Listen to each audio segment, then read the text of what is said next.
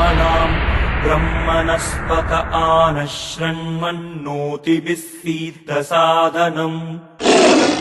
ॐ गणानाम् त्वा गणपतिगुं हवामहे शान्ताकारं भुजगशयनं पद्मनाभं सुरेशम्।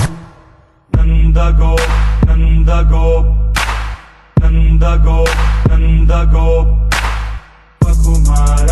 कुमाराय हरे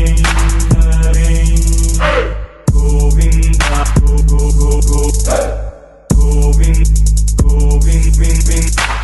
गोविन्दाय नमो नमः। ओ नमः करोमि यत् गुरुर्ब्रह्मा गुरुर्विष्णु गुरुर्देवो महेश्वरः गुरुर्साक्षात् परब्रह्म तस्मै श्री गुरवे नमः।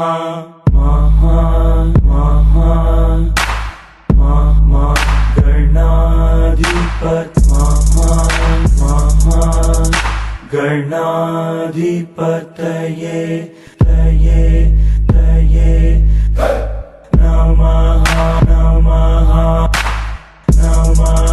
नमः।